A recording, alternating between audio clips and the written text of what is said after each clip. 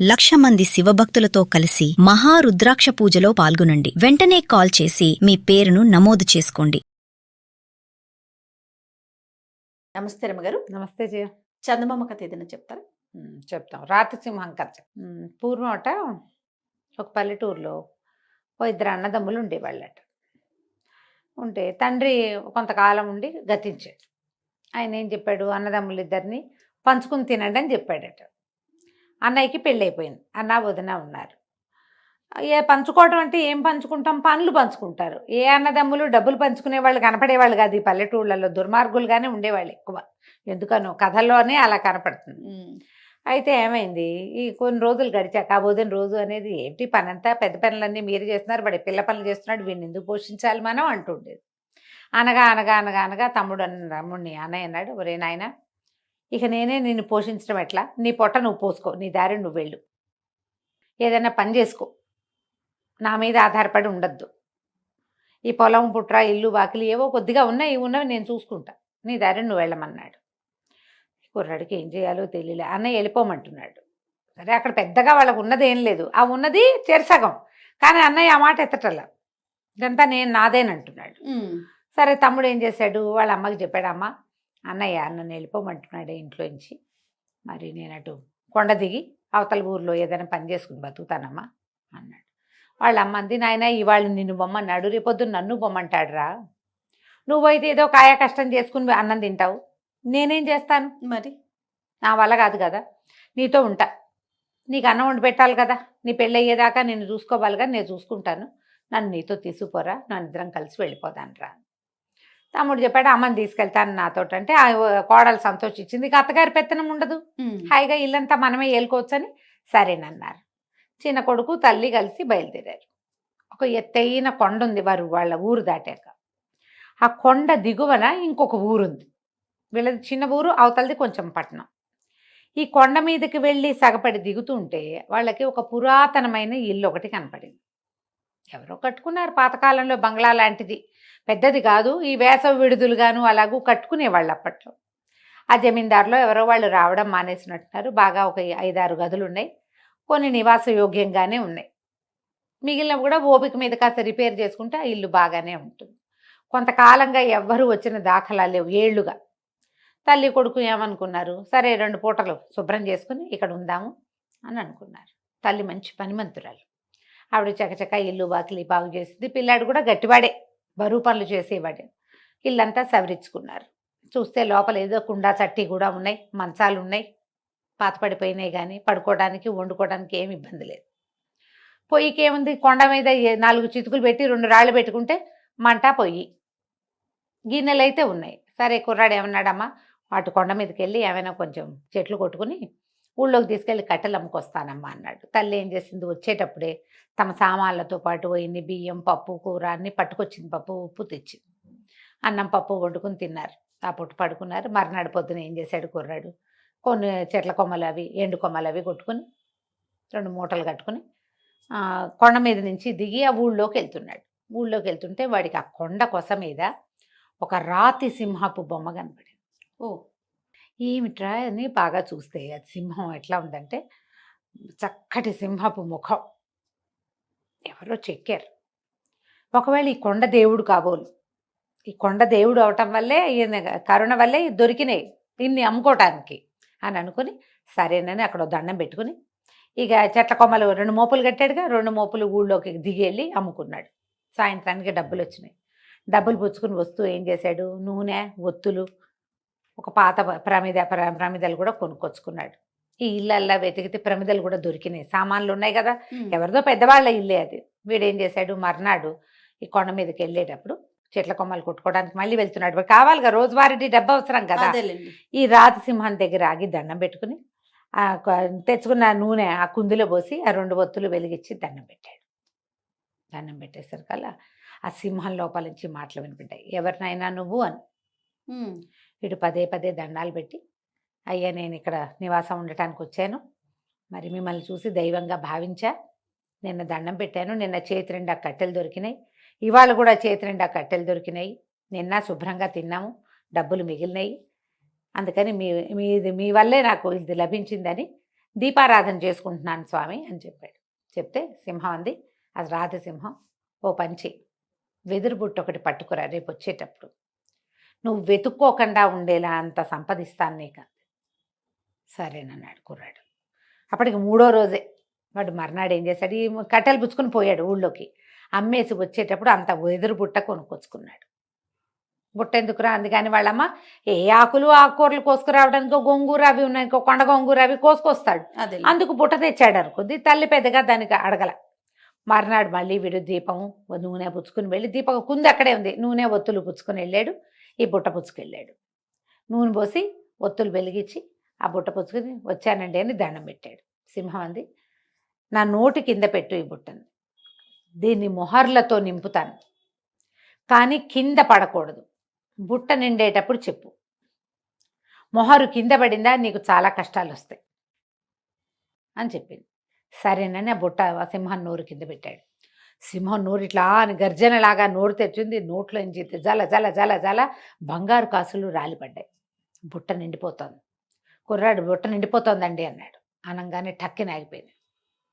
ఇవి తీసుకుని పో, నీ బతుకు నువ్వు హాయిగా బతుకు. ఆ మొహర్లో ఉన్న బుట్ట తీసుకుని కిందకి దిగెళ్ళిపోయాడు. తల్లి నిర్ఘాంతపోయింది. ఇంత డబ్బా, ఏనాడు బంగారు కాయను చూసిన వాళ్ళం కాదు మనం, ఇదెక్కడిదిరా, ఇది ఎట్టా వచ్చిందిరా అంటే, అమ్మాయిగో ఇది ఇట్లా జరిగిందన్నాడు. చాలా భయపడ్డాడు. కానీ భయపడింది కానీ అమ్మ సరేనని ఊరుకుంది.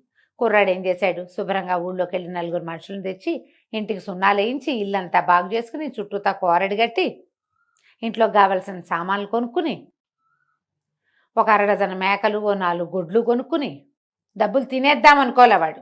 చక్కగా హాయిగా ఉండటం మొదలుపెట్టాడు. మేకలను కోసుకెళ్తున్నాడు, తోలుకెళ్తాడు, ఆవుల్ని తోలుకెళ్తాడు, గొడ్లు తోలుతాడు, సాయంత్రం అయ్యేసరికి పాలు పిండి ఊళ్ళోకి తీసుకెళ్ళి పోసేస్తాడు. మొహర్లు సగం ఖర్చు అయినా కొన్ని మొహర్లు లోపల ఉన్నాయి, రోజువారీ డబ్బులు వస్తున్నాయి. నీకు ప్రతిరోజు పాడి బయటికి వెళ్తుంటే డబ్బే కదా వచ్చేది. చక్కగా ఉన్నాడు పచ్చగా. ఈ కొండ ప్రాంతం నుంచి దిగి పై ఊరు వెళ్ళే వాళ్ళందరూ చూశారు, చిన్నవాడు బాగున్నాడు బాగున్నాడని. ఎవరో 2-3 పెద్ద మనుషులు, మీ వాడికేమో బ్రహ్మాండంగా ఉన్నాడు, కొండ మీద ఏదో ఇల్లు పట్టాడు, ఇల్లంతా బాగు చేశాడు, మరి గొడ్లున్నాయి, నేడో రేపో పిల్లనిస్తారు ఎవరైనా వాడికి, వాడి పని పసందుగా ఉందన్నారు. వీడికి అర్థం కాల, నేనేమి ఇచ్చి పంపలేదే వీడికి, వీడికి ఏదైనా పాత ఏదైనా దొరికి ఉండాలి. ఇలా ఆలోచించి మొగుడు పెళ్ళాం ఇద్దరు వెళ్ళారు. వెళ్ళి ఇంత డబ్బు ఎట్టా వచ్చింది ఏమిటి అని తమ్ముడిని అడిగాడు. తమ్ముడు నిజమే చెప్పాడు. సింహం తల ఉంది కొండ మీద, ఆయన ఒక దేవుడు, నేను రోజు వెళ్ళి దీపం పెట్టొస్తాను, ఆయనే ఇది నాకు ఇచ్చాడు. సరే ఈయనకు అనిపించింది, ఏమిటి మనం మాత్రం ఎందుకు ఊరుకోవాలి, ఇల్లు వాకిలి ఉన్నాయి అనుకో, పొలం పుట్రా ఉన్నాయి, ఒడ్డు గోదా ఉన్నాయి, ఉంటే డబ్బొద్దు కావాలి ఇంకా. సరే ఆలోచించుకుని పట్నం వెళ్ళి 2 పెద్ద పెద్ద దీపపు కుందులు, ఒక పెద్ద వెండి పళ్ళెం పుచ్చుకొచ్చాడు. సరే పళ్ళెంలో పళ్ళు గిళ్ళు పెట్టి దీపారాధన చేసి సింహం ముఖం దగ్గర పెట్టాడు. ఎవరు నువ్వు అని అడిగింది సింహం. అయ్యా నేను ఊర్లో ఉంటానండి, మా తమ్ముడు కట్టెలు కొట్టుకోవడానికి వచ్చి మీకు దీపం పెట్టి మీకు దండం పెట్టాడని మీరు వాడికి మొహర్లు ఇచ్చారు, నాకు కూడా దయచేయండి అవి అన్నాడు. సింహం అంది, సరే అలాగే, నోటి కింద బుట్ట పెట్టు, నిండేటప్పుడు చెప్పు చెప్పు. సరే వీడు బుట్ట పుచ్చుకొచ్చాడు, పెద్ద బుట్ట తెచ్చాడు. సింహం హెచ్చరించింది, మొహరు కింద పడితే కీడు జరుగుతుంది, కింద పడకుండా చూసుకో, నిండేటప్పుడు చెప్పు. సరే మొహర్లు గలగల గలగల రాలడం మొదలుపెట్టాయి. వీడేమనుకున్నాడు, ఇట్లా కొప్పుగా వచ్చాక చెబుదామనుకున్నాడు. తమ్ముడు ఇంత మటుకు రాగానే ఆపేశాడు. ఆశపాతకులకు ఎలా ఉంటుంది, ఆఖరిది కూడా వదిలిపెట్టబుద్ధి కాదు. ఇన్ని వచ్చినాయి, ఆ 2 లేకపోతే ఏమిట్లే అనిపించదు. మనని మనం హెచ్చరించుకోవాలి ఇలాంటప్పుడు. ఇన్ని ఉంది చాలు, ఆ 1000 లేకపోతే ఏమైంది, ఆ 10,000 లేకపోతే ఏమైంది, ఆ 1,00,000 లేకపోతే ఏమైంది అలా అనుకో. ఆశపాతకత్వం అది. ఇతను ఏం చేశాడు, ఇట్లా కొప్పుగా వచ్చాక చెప్దామనుకున్నాడు. మొహర్లు నున్నగా ఉంటాయి, కొప్పుగా వచ్చే సమయానికి మొహర్లు ఒకదాని మీద ఒకటి పడి ఒకటి జర్రం జారి నేలకు తగిలింది. ఎప్పుడైతే మొహరు నేలకు తగిలిందో సింహంలోంచి నోట్లోంచి డబ్బులు పడ్డం ఆగిపోయింది. ఇతను బుట్ట పుచ్చుకుని వెళ్ళిపోదాం అనుకున్నాడు. సింహం అంది, నాయనా గొంతులో ఏదో అడ్డం పడింది, తీయవా ఒకసారి అంతే. నోరు తెరిచింది కదా, ఇతను ఏం చేశాడు, కుడి చేయి ఇట్లా నోట్లో పెట్టాడు. ఆ సింహం నోట్లో పెట్టంగానే సింహం నోరు మూసేసింది, ఇక్కడ దాకా చేయి పట్టేసింది. చూస్తూ ఉండగానే బుట్ట నిండా ఉన్నాయా మొహర్లు, నేలకు తగిలిన మొహరేమో మట్టి పెళ్ళైపోయింది, మట్టి పెళ్ళలాగా అయిపోయింది. చూస్తూ ఉండగానే బుట్టలో ఉన్నవన్నీ మట్టి పెళ్ళలు అయిపోయింది. తను లబోదిబో ఏం చేసినా ఆ సింహం నోరు తెరవలా, ఇంకా నోరు మూసుకునే ఉంది. సాయంత్రం అయింది, ఇతను దిగిరాల. ఆ భార్యకి అర్థం కాల. దీపం పెట్టి డబ్బులు పుచ్చుకొస్తానన్నవాడు రాడేమిటి? పైకి ఎక్కింది. ఎక్కి చూస్తే ఏముంది, సింహం నోట్లో చేయి చిక్కుకుపోయి అక్కడే ఉన్నాడు. లబోదిబో ఏం చేస్తుంది? సరే మళ్ళీ దిగెళ్ళి మొగుడికి అన్నం పట్టుకొచ్చి పెట్టింది. అతను ఆ సింహం నోట్లోనే చేయి పెట్టుకుని అక్కడే ఉండిపోయాడు. అయ్యో, ఆ అమ్మాయి రోజు వచ్చి అన్నం పెట్టేది. పొలం పని చేయటం లేదు, ఈ కొండ ఇంత దగ్గరుందా, రోజు పడుతుంది, పూట పట్టేస్తుంది, ఎక్కాలి దిగాలి. తను రాకపోతే మొగుడికి తిండి లేదు. ఎవరికి చెప్తారు ఈ సంగతి? అంతే. ఇక రోజు ఎక్కేది. చూస్తూ ఉండగానే ఓ రోజు ఆవులను కట్టేసి వచ్చింది. ఆవులు విడిపించుకుని ఎక్కడికో వెళ్ళిపోయింది. పొలం నిండా పైరుంది, పైరు మొత్తం మాడిపోయింది. పైరు మాడిపోయింది, గొడ్లు పోయినాయి. ఈ అమ్మాయి పైకి రావాలి, కింద వంట చేసి పెట్టే దిక్కు లేదు, సంపాదించే నాదుడు లేడు. సంపాదించేవాడు సింహం నోట్లో తలకాయ పెట్టుకుని చేయి పెట్టుకుని కూర్చున్నాడు. ఇక లబలబల ఆడిపోతూ ఉండేది. 5 రోజులు 8 రోజులు గడిచాక భార్య ఏడ్చుకుంటూ వచ్చింది. ఏమండి, మన ఇంట్లో ఏమీ లేవు, కుండలు కూడా పగిలిపోయినాయి, ఆఖరికి మనం బికారి వాళ్ళం అయిపోయాం, అత్యాశపడి ఈ పని చేసావు నువ్వు అనేసరికి మన సొమ్మంతా పోయిందా అన్నాడు. అనగానే సింహం పక్క పక్క పక్క పక్క నవ్విందట నోరు తెచ్చి. ఆశపాతకులకి ఏమవుతుంది? మొదటికి మోసం వస్తుంది. అంతే కదా. అత్యాశ పడితే ఇలాగే జరుగుతుంది. ఉన్నది చాలు, ఏముందో దాంతో సరిపెట్టుకుందాం. సంపాదించినా ఇంకా ఇంకా ఇంకా అనుకుంటే మొదటికే మోసం వస్తుంది. ఎప్పుడైతే ఈ సింహం నోరు తెరిచిందో బతుకు జీవుడా అని చెయ్యి కప్పుకొని లాగేసుకున్నాడు. చెయ్యి అంతా కొంచెం నజ్జుగా అయ్యింది, కానీ పర్వాలేదు, అమ్మయ్య ప్రాణాలు నిలబడ్డాయిరా దేవుడా అని ఆ రాతి సింహానికి దండం పెట్టి దిగి తమ్ముడింటికి నడుచుకుంటూ వెళ్ళారు.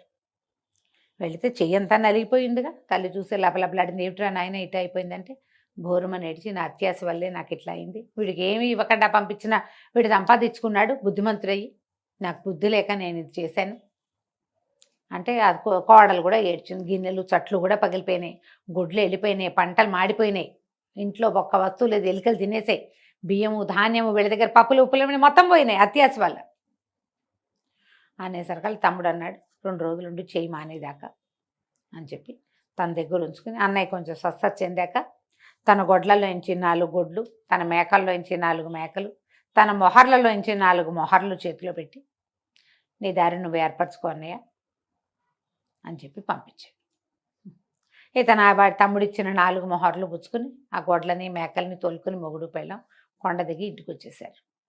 నిదానంగా మళ్ళీ తమ జీవితాలు తాము స్వాధీనం చేసుకున్నారు. ఆశపాతకంగా ప్రవర్తించద్దు అని చెప్పటం కోసం ఈ కథను చెప్పుకోవచ్చు. చాలా చాలా బాగుంది. నమస్తే. నమస్తే.